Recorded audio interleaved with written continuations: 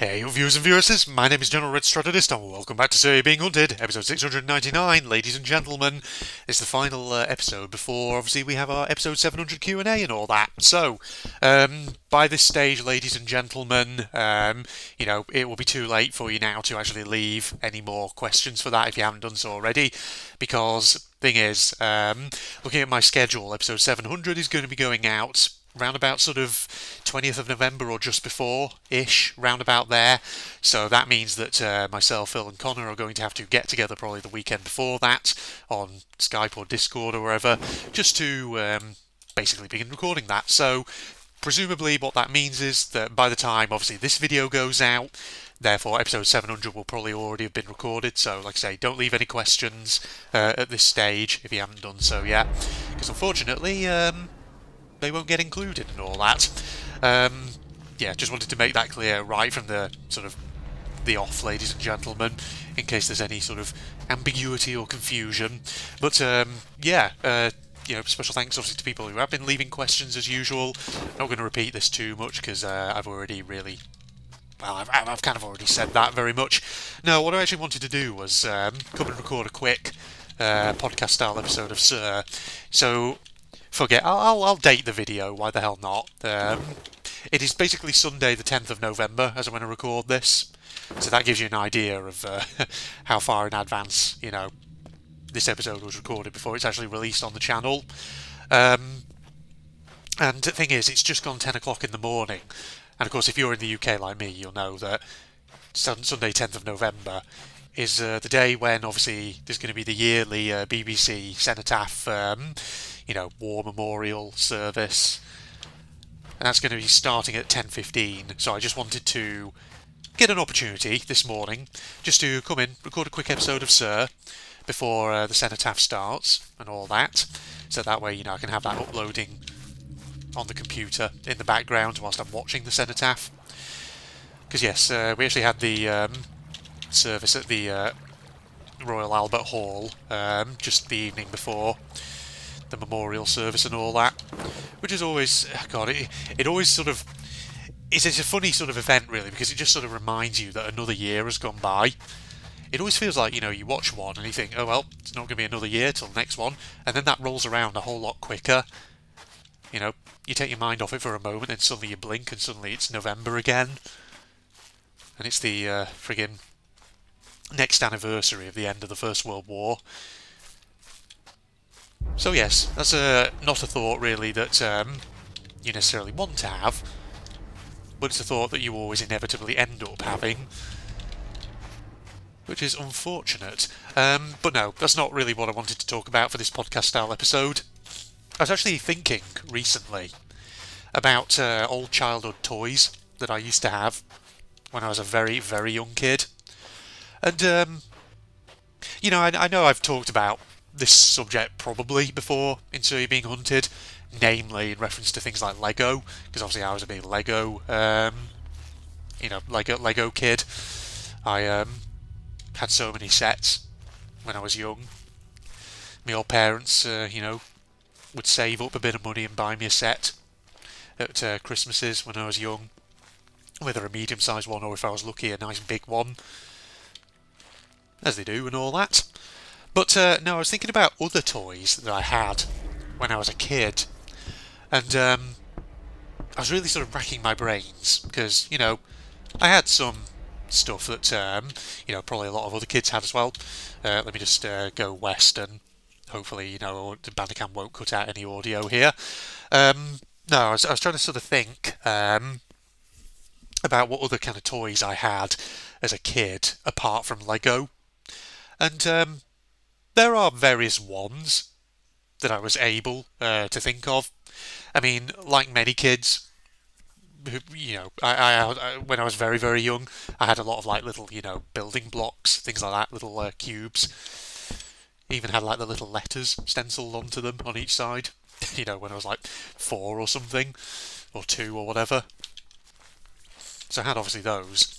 I remember, I think I've actually mentioned Brio, like the wooden train sets they used to get. I had those. If you've watched any of my content on Tracks, the train set game, you will know I talked about that a lot there. But God, yeah, I mean, I actually remember I did have quite a few bits of Brio when I was like freaking 5, 6, 7, however old I was at the time. Brio was great though.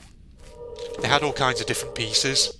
Um, you could get all like the different straight and curve track sections, track switches, get things like little buildings, like little train sheds, turntables, bridges, all kinds of stuff.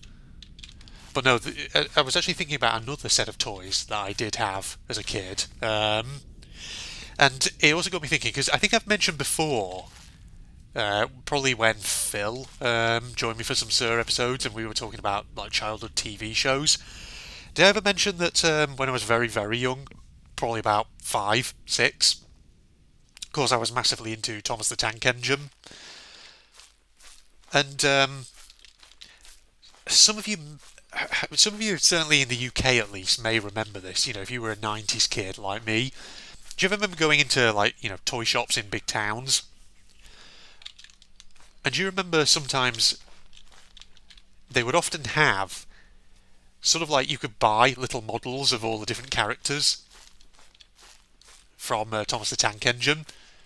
Little plastic packaging. You'd buy a Thomas the Tank Engine character, a little toy model of them. And I remember actually as a kid having quite a few of those. I think as a kid I even had like a poster with a load of the characters listed. Obviously that poster would be massively out of date now, because Thomas the Tank Engine I think has had so many characters added to its roster over the years.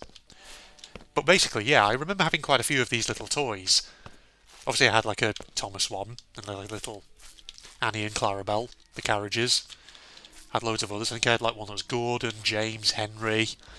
There was one called Douglas, I think there wasn't there? Bill and Ben. Those two. I mean, there's just a selection. I can remember loads of others as well that I also had. But it also got me thinking about when I say the like little models of the characters, I mean little ones, not big ones. Because I know, obviously, for like babies and toddlers, you can get big plastic Thomas the Tank Engine toys. So they can grab them because obviously that way they're nice and big, so obviously they can't put them in the mouth and accidentally swallow them. But no, the ones I'm talking about here were like little metal ones, metal and plastic toy models. So I had obviously quite a few of those, which was good. But it got me thinking about actual Thomas the Tank Engine episodes that I remember, or vaguely remember from back in the day. And I sort of like challenged myself a little bit to see if I could try and recall how many old school Thomas the Tank Engine episodes do I actually remember. It's funny because obviously the old Thomas the Tank Engine TV show, it had obviously its various little storylines that it would do. And usually it would, I always seem to remember it would often involve one of the trains basically getting into some kind of trouble and then effectively learning some kind of lesson from that as a result. But what I often seem to, I think, remember most of all are the ones where the trains themselves would almost get into a kind of dangerous situation. Something like that. Because I remember, was there not an episode once where Thomas basically, he went into, I guess it was like a quarry or something? Or like the entrance to an old coal mine or whatever? And was it not where basically he, I don't know, he like pulls onto a siding that he's not supposed to go onto? Because I think like the land underneath it technically is unstable because of all like mining tunnels or something. And he sort of like has a moment where the land underneath him subsides and he ends up sort of like protruding at a weird angle from the earth, and the other trains have to pull him out. Was there not an episode where that happened? God, there's a lot of rifle ammo around here. Just noticed. I seem to have recollections that was an episode. Or was there not an episode where, was it Gordon who sort of like he like derailed off the turntable or something in front of the big like locomotive shed area? I have recollections of that. And there's other ones as well that I feel like I recall. Wasn't there not one where Henry gets bricked up in a tunnel? Something like that? God, yeah. I'm like trying to cast my mind back to old school Thomas the Tank Engine and try and remember as many of these episodes as I can. And there are glimmers of ones that I feel like I recall. In fact, I just had a thought. Was there not an episode at one time where the engine's celebrating some Chinese festival? I can't remember if it was Chinese New Year or something, but I seem to have recollections of an episode where I think it was like Thomas or one of the other characters found like a big model of a Chinese dragon on a flat car. And I seem to have recollections of that because I'm pretty sure, going back to what I said before about the Thomas the Tank Engine toys, the little models, I'm pretty sure I had a plastic model, one of those little ones, that literally was that flat car with the Chinese dragon model on it. Was that not a thing? An episode that I have very vague recollections of? Somebody tell me that I'm remembering that correctly, that was a thing. What was the storyline of that episode? Was it literally just the engines found a big Chinese dragon model and, I don't know, learned about some Chinese cultural festival or something? I don't remember. It's been so many years, okay? I remember when I was a kid, I had a few of the episodes of Thomas the Tank Engine on VHS back in the day. And I'm trying to remember, what other episodes do I recall from them? Was there not one actually with what was the name of the character? It was one of the female engines, little shunting locomotive, Mavis. Was she called Mavis?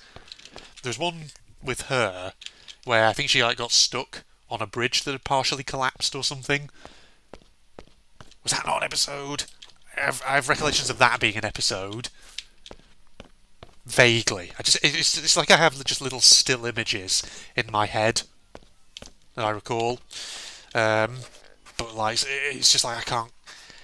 It's one of those things that I can't quite say for certain whether it was an episode or whether it's just some fever dream thing, some false memory that I've got in my head, just based on lots of little blurred images in my memory from previous years.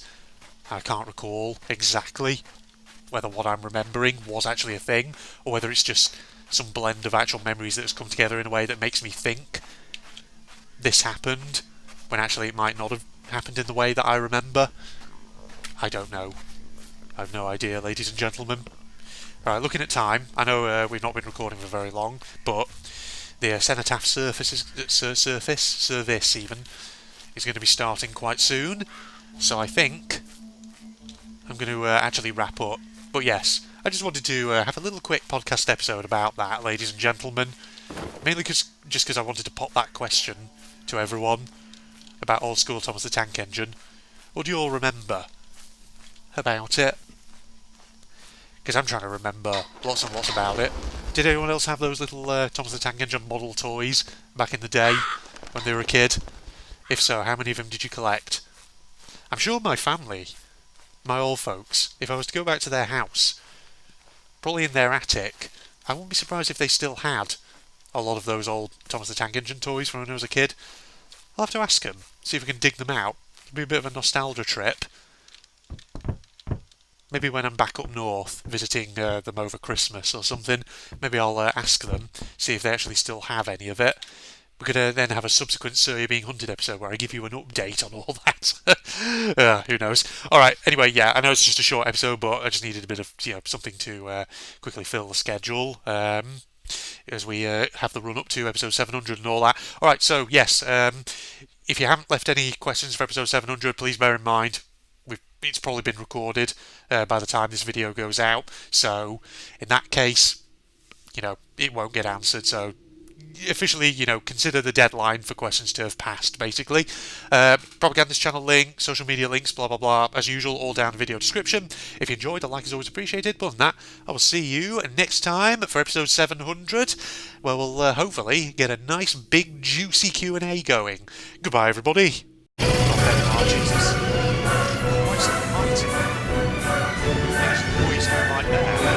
What? Oh, we be right there. Let me in. This is what you're here for. Oh, Monty, no. Oh, jeez. Monty, please. Oh god, he knows I'm in Freddy. Jesus, what the heck? Monty, lad, Monty, come on now. Am I going to be this way? Just leave us be, okay? Jesus Christ, I'm not going to be able to come out of Freddy now without dying, aren't I? That's an issue. He is full on just not having it. He's right behind me. What if I get into a recharge station over here? Fucking run me through, bitch. Oh, he lost interest. Okay, Monty decided, fuck it.